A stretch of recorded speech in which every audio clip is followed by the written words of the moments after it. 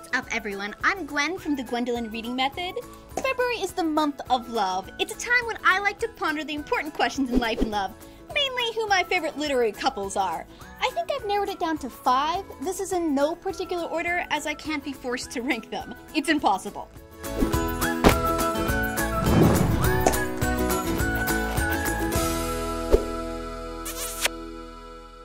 But we gotta start off with the classic, oh so classic pairing of Mr. Darcy and Elizabeth Bennet from Pride and Prejudice by Jane Austen. Their chemistry is still sizzling 200 years later.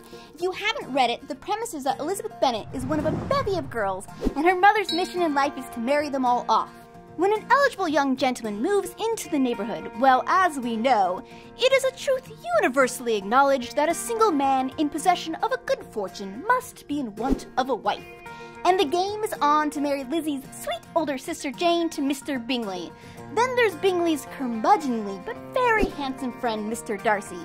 He and Lizzie do not quite hit it off, and then sparks fly. Once you read the book, the great thing is you get to watch all the adaptations. Now, let's talk about a more modern couple. Kath and Levi from Fangirl, which is a contemporary YA masterpiece.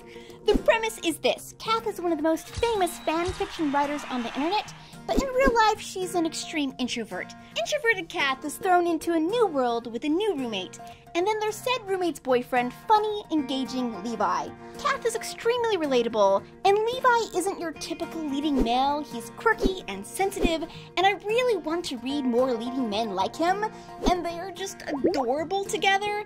If you haven't read this, you're in for a treat. Okay, let's reach back into the past again for Anne Shirley and Gilbert Blythe from Anne of Green Gables by Lucy Maud Montgomery. If you ever read the book, you know these two are just classic. They start off as mortal enemies. Gilbert gets on her bad side by calling her red hair, which she's very self-conscious about. And man, can Anne hold a grudge? Anyway, the evolution of the relationship is just perfect. And let's start this off by making it clear, I am a Harry and Ginny fan all the way. And come on, Harry and Ginny were just perfect together. And I love the fact that you can go back to the first book, which I am rereading right now, and see little Ginny running after the Hogwarts train and be like, just wait 5 books.